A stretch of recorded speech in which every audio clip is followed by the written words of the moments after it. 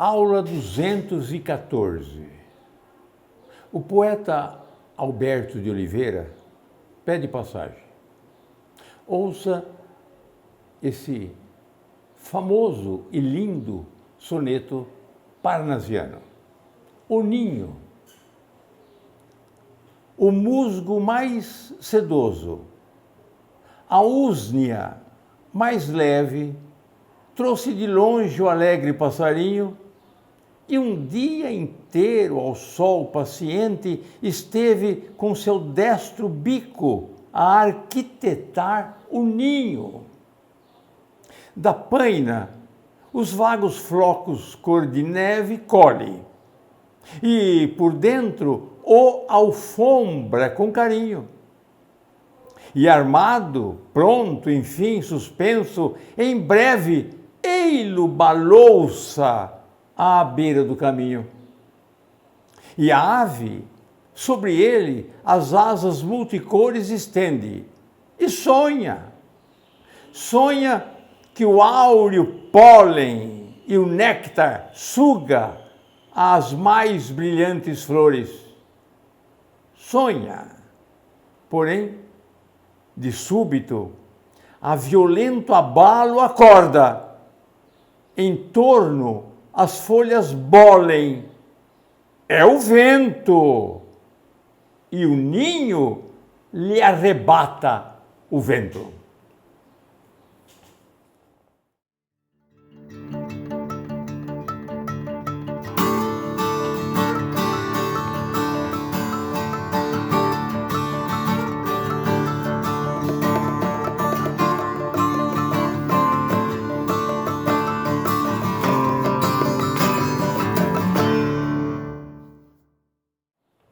Vamos deixar o soneto no vídeo. É um poema pessimista, mas Manuel Bandeira afirmou que não existiu outro poeta brasileiro tão parnasiano como Alberto de Oliveira. Entendemos que Bilac é parnasiano, mas sempre com teor romântico. Entendemos que Raimundo Correia também é parnasiano, mas não com a precisão renascentista, como veremos nessa aula, de Alberto de Oliveira. É o grande poeta parnasiano. A Santíssima Trindade do parnasianismo brasileiro tem Olavo Bilac, Raimundo Correia e o pai de todos, o mais parnasiano de todos, Alberto de Oliveira. Vamos ler o poema novamente? O ninho é pessimista, mas também faz parte do parnasianismo, principalmente da ideia realista, movimento na qual o parnasiano está embutido. É parnasiano, é realista e é pessimista. O musgo mais sedoso. Sedoso que tem um aspecto de seda. E o musgo mais sedoso. A úsnea. A úsnea mais leve. E úsnea é uma espécie de líquen. Melhor, penugem. Então, a úsnea mais leve trouxe de longe o alegre passarinho. Observa que como parnasiano, a oração está em ordem indireta, na ordem indireta, e a ordem direta seria o alegre passarinho trouxe o musgo mais sedoso, a úsnea mais leve, de longe. O musgo mais sedoso e a úsnea mais leve seria o objeto direto do verbo trazer. E um dia inteiro, ao sol paciente, esteve com o destro bico a arquitetar o ninho. Destro com muita especialidade, com muita habilidade, com muita destreza, de onde vem a palavra destro. Da paina, os vagos flocos, cor de neve, colhe. Quer dizer, os vagos, vago é o que vagueia e também indefinido. Então, aquela paina vagas que estão talvez no ar, flutuando, ou qualquer uma sem especificação, são vagas. Então, da paina os vagos flocos cor de neve colhe. Ele colhe, o passarinho colhe, ainda na ordem inversa. E por dentro o alfombra. Alfombrar é colocar tapete, é forrar.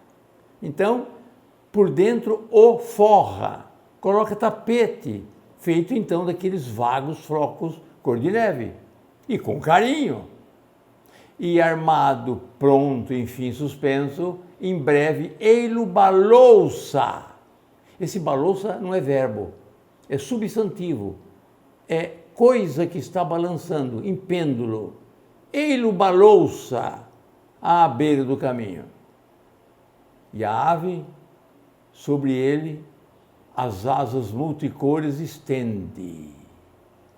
E sonha. Sonha que o áureo pólen e o néctar suga as mais brilhantes flores. Aí um exemplo muito bom de oração subordinada objetiva direta. Observa, sonha o quê? Sonha que o áureo pólen e o néctar suga as mais brilhantes flores. Cuidado com a interpretação do texto. Suga.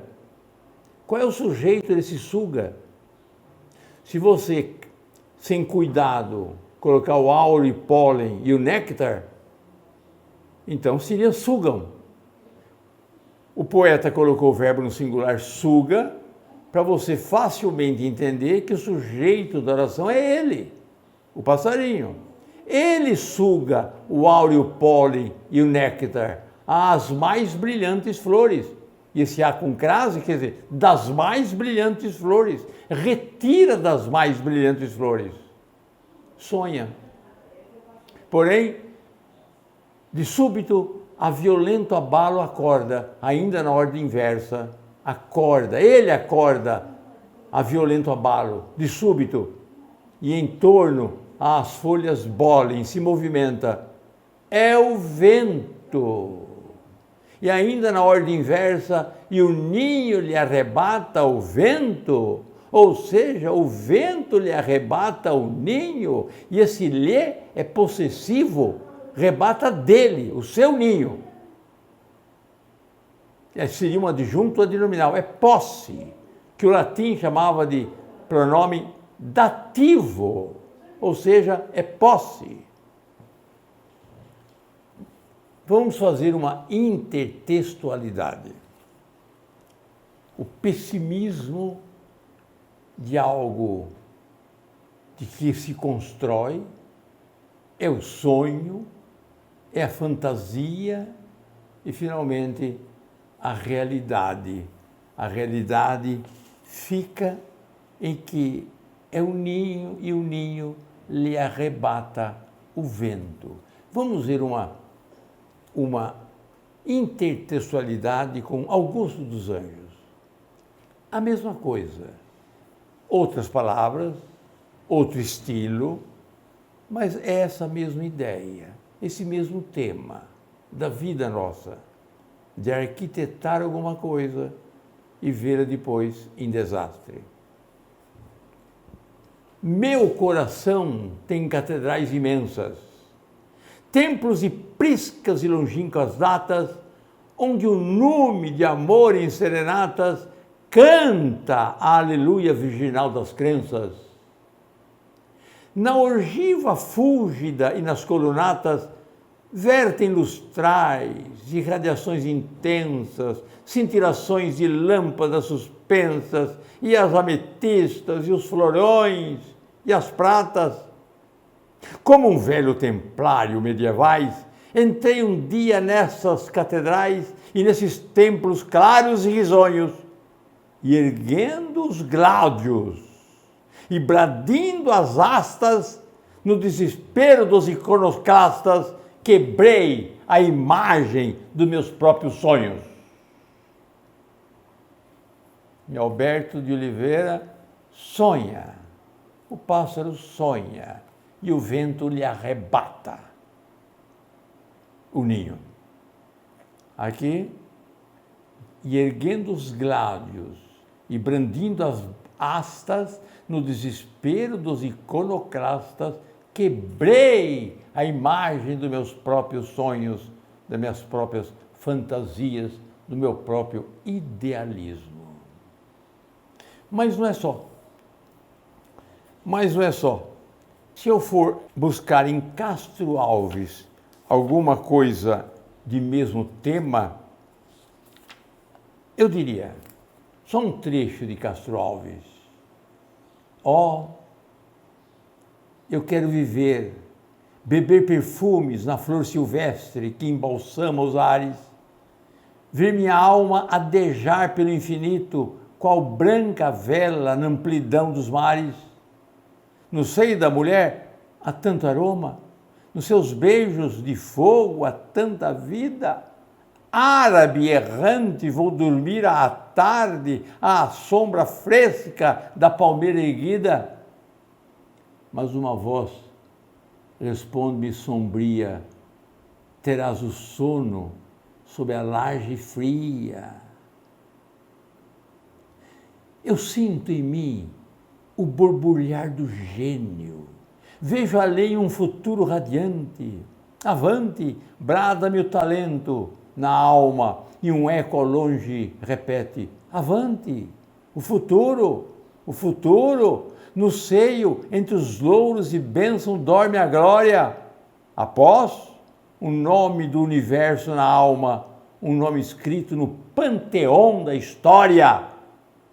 E a mesma voz repete funerária: teu panteão é a pedra mortuária.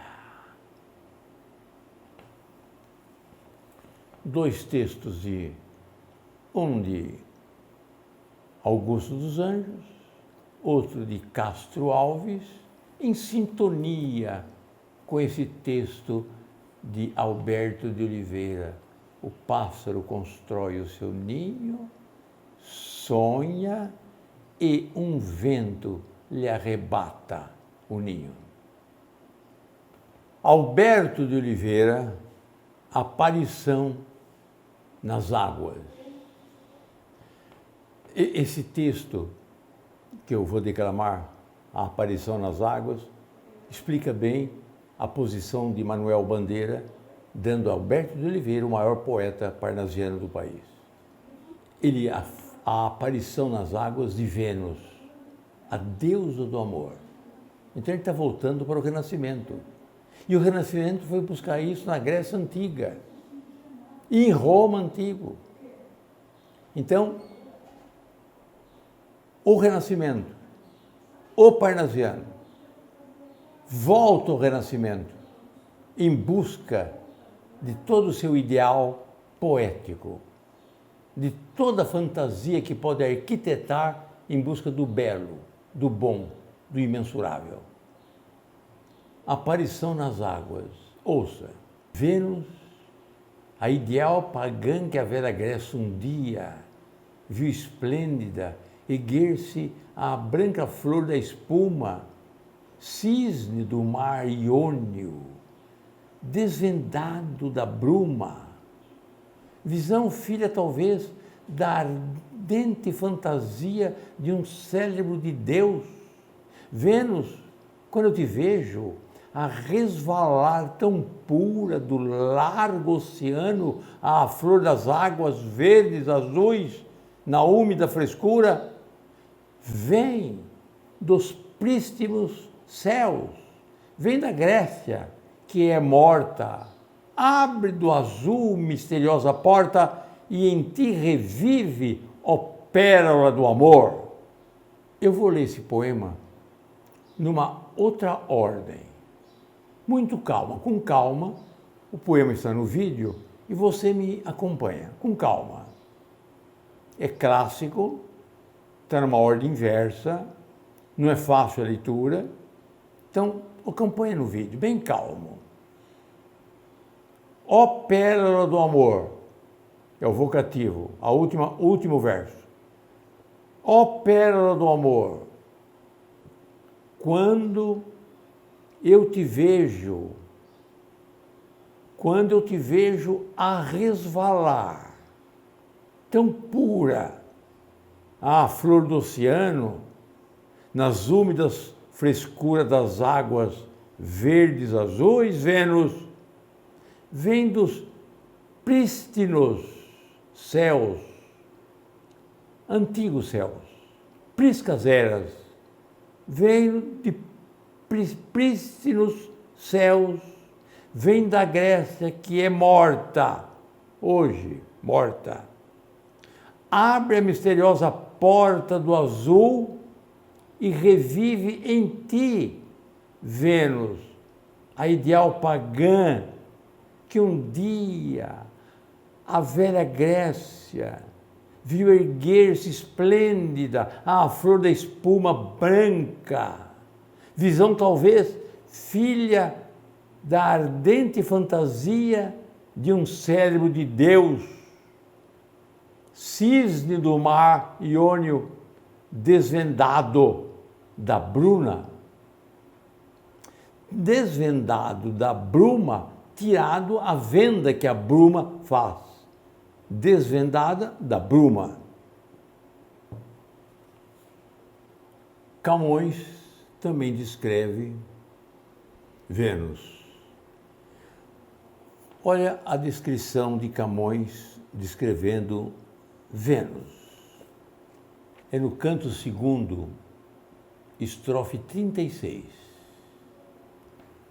Os crespos fios de ouro se esparziam pelo colo que a neve escurecia. Andando, as lácteas tetas lhe tremiam, com quem amor brincava e não se via. Da alva petrina flama lhe saíam, onde o menino nas almas acendia, pelas listas colunas lhe trepavam desejos que, como era, se enrolavam. Vamos ler de uma outra maneira esse texto, com calma. Leia comigo esse texto com calma. Eu vou ler com calma. Vou interpretando então. Os ondulados cabelos louros de Vênus espalhavam-se pelo colo mais branco do que a neve. Ao andar, tremiam-lhe os seios brancos, como leite, com os quais Cupido, que é seu filho, brincava. E sem ser visto, porque, segundo a tradição, Cupido nunca era visto com a mãe, sem ser visto, pois se tornava invisível ao acompanhar sua mãe. Da branca região dos seios fluíam chamas de amor com as quais Cupido desperta paixão nos humanos. Os desejos que sempre espalha enrolavam-se em suas longas e robustas pernas lisas como o mármore, assim como certas plantas se envolvem no tronco das árvores. A plantação era que brota no pé da árvore, ela vai abraçando a árvore e subindo por ela. Assim é o desejo humano sensual. Vênus é tão bonita, é tão bela, que quando se olha sua coluna, ou seja, suas pernas, o desejo sobe, se envolve, o desejo sensual e toma toda a sua imagem. Que bonita expressão que Camões coloca em Vênus. Pelas lisas colunas lhe trepavam desejos, ou seja, vontade sexual. Desejos que, como era, como a planta, se enrolavam. Alberto de Oliveira, vaso chinês. É próprio do parnasiano a descrição de um objeto. Em Olavo Bilac, o rio, as estrelas, o sol, a lua. Em Raimundo Correia, pelo menos então, boa parte de seu poema, as pombas, a descrição dos voos das pombas e o retorno aos pombais. É muito comum para os parnasianos a observação da paisagem, porque uma das características do parnasianismo é o panteísmo.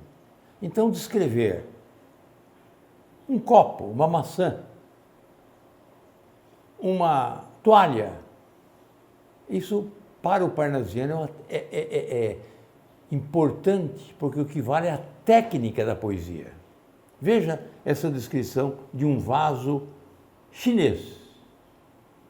Um vaso chinês, de Alberto de Oliveira.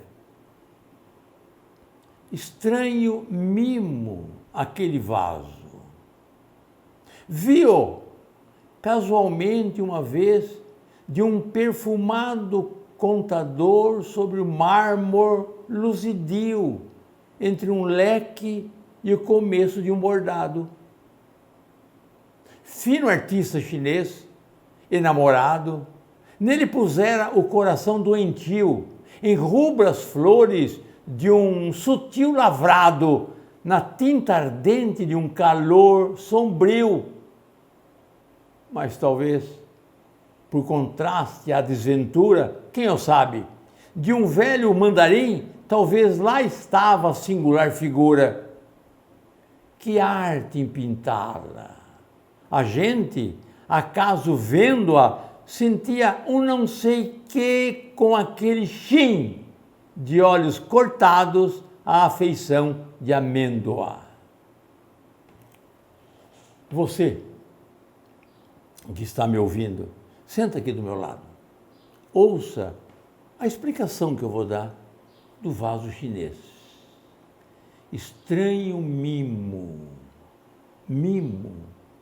Mimo é uma coisa delicada que se oferece para presente, ou se dá para presente, ou de presente. É um mimo. Então, esse vaso chinês é um estranho mimo, aquele vaso. Observa que nesse primeiro verso desaparece o verbo. Estranho mimo, aquele vaso. Não há verbo. A isso nós chamamos de elipse, elipse do verbo. E a elipse do verbo dá uma certa beleza ao texto. Ao invés dele falar o seguinte: aquele vaso é um estranho mimo. Ele diz: estranho mimo, aquele vaso. Dá ritmo, fica belo o texto. Vi-o casualmente uma vez de um perfumado contador. Contador, aqui no texto, é um móvel antigo em que se colocava os objetos de uso diário de uma donzela, o perfume, o leque, e no caso o vaso. Uma pequena mesa onde abriga as coisas diárias de uma donzela, ou de alguém, ou de um senhor também. É um contador. Então, viu casualmente uma vez de um perfumado contador. Bom, perfumado contador, porque esse contador guardava então os perfumes, o talco da donzela. Sobre o mármore, apócope da letra mármore, redução, forma sincopada de mármore. Luzidio, pomposo, vistoso, esplendoroso, é o luzidio. Entre um leque e o começo de um bordado. Pronto, lançou o objeto que ele quer descrever. O local onde se encontra o objeto que ele quer descrever. Ele vai agora para o artista que construiu aquele objeto que ele está vendo. Então, é um vaso, fino artista chinês, enamorado, nele puseram o coração doentio. Enrubra as flores de um sutil lavrado,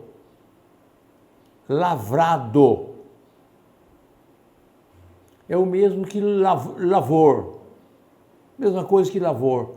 Lavor é um trabalho manual, um desenho feito por agulhas em obra de relevo, isso é lavrado.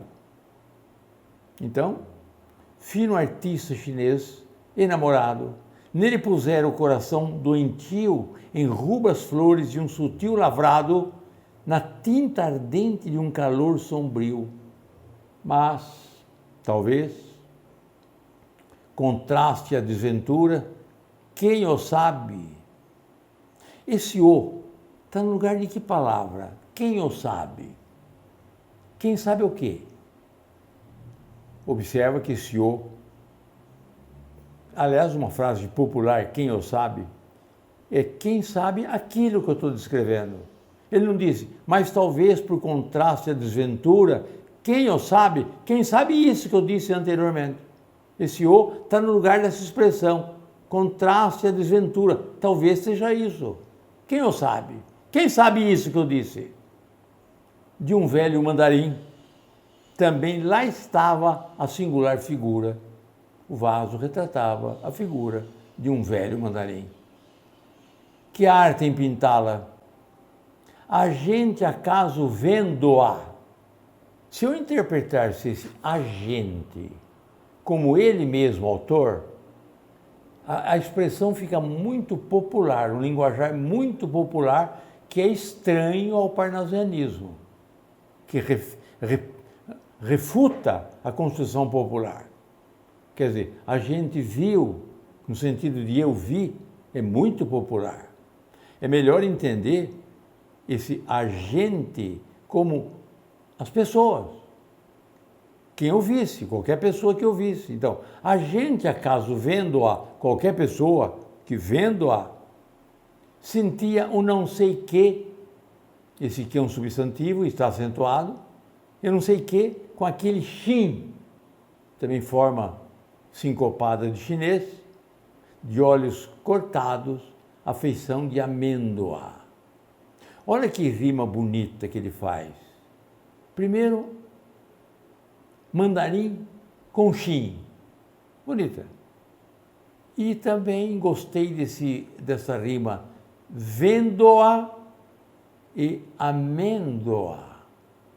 Bonita rima. É um soneto decassílabo, heróico, com 14 versos, em 2 quartetos e 2 tercetos. Em torno à mesa. Em torno à mesa que ante nós se estende, reunimos-nos todos conversando, quando escurece em vindo a noite, quando o lampião grande como um sol se acende. Nada, porém, ali me encanta e prende, a não ser, bem que eu sinto, o úmido e brando volver dos olhos dela, onde, brincando, amor que os fez, mostra que a amar se aprende.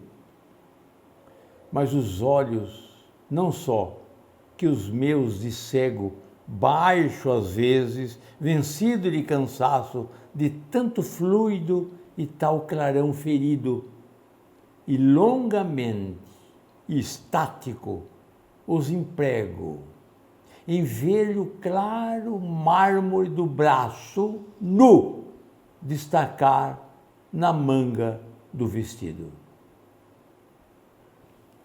Esse final, esse terceto final, é muito sugestivo. Os 2 tercetos finais. Mas os olhos, não só que os meus, de cego baixo, às vezes vencido de cansaço, de tanto fluido e tal clarão ferido, olhando as faces da donzela, olhando os olhos da menina, olhando os olhos da moça, da musa, ele abaixa os olhos, de tão cansados, e longamente e estático, estático com X, não é estático com S. Estático com S é parado, estático com X é em êxtase. E longamente e estático em êxtase, os emprego, que se volta a ver então, em ver-lhe o claro mármore do braço. Vê o braço de mármore, da cor luzidia do mármore. Nu, braço nu, destacar na manga do vestido.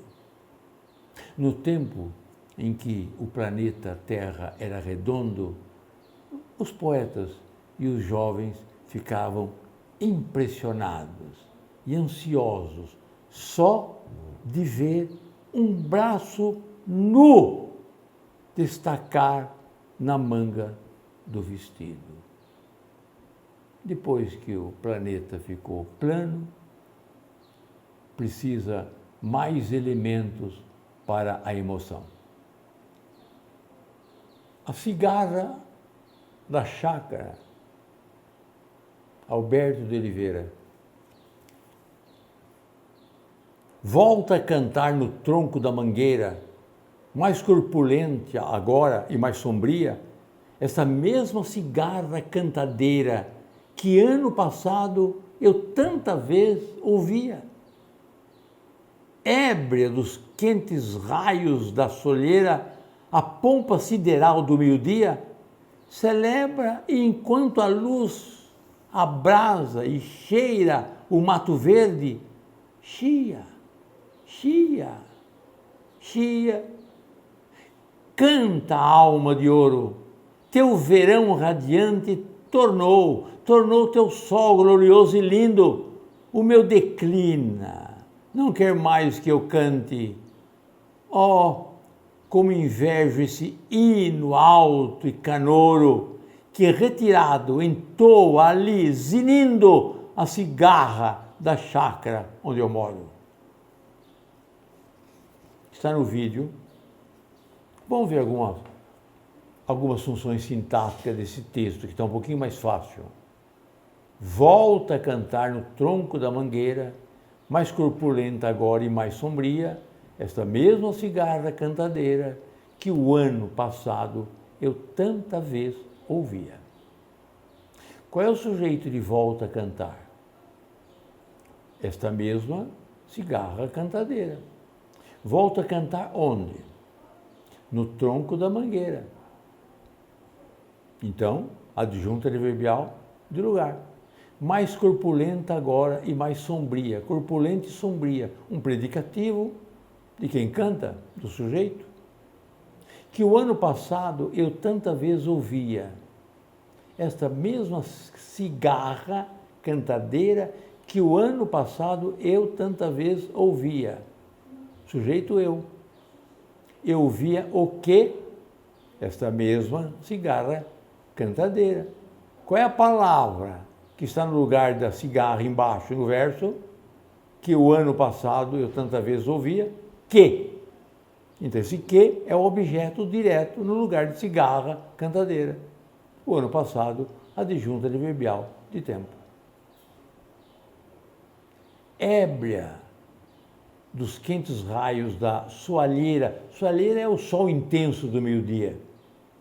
A pompa sideral do meio-dia, repete então o meio-dia, celebra e enquanto a luz abrasa e cheira o mato verde, chia, chia e chia. Uma forma onomatopaica. Chia, chia e chia.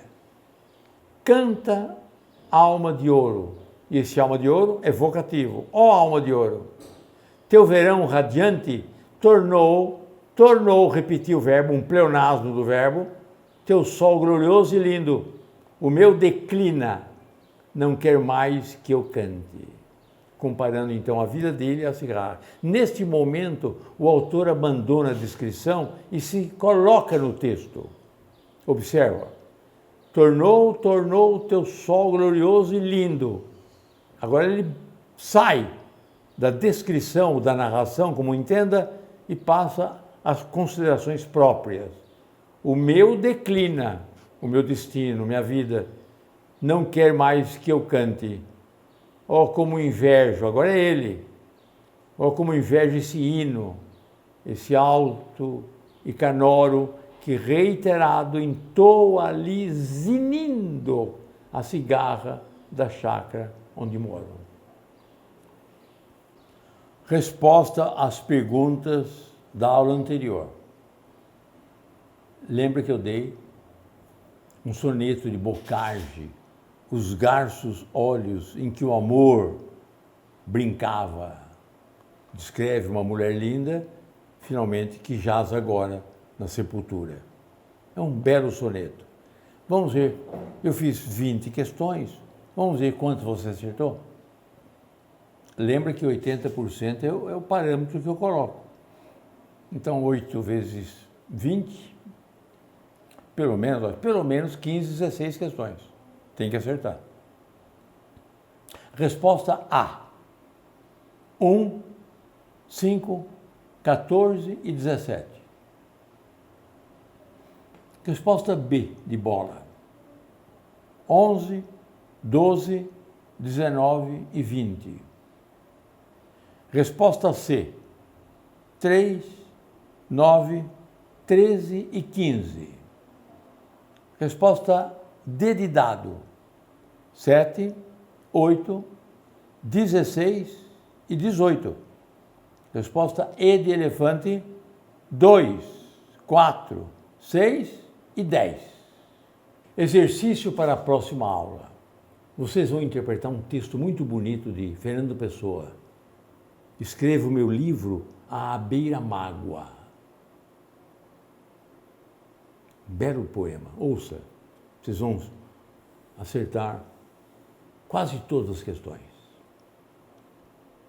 Escrevo meu livro à beira-mágoa, meu coração não tem que ter, tenho meus olhos quentes de água, só tu, Senhor, me dás viver, só te sentir e te pensar, meus dias vácuos enche doura, mas quando quererás voltar? Quando é o rei? Quando é a hora?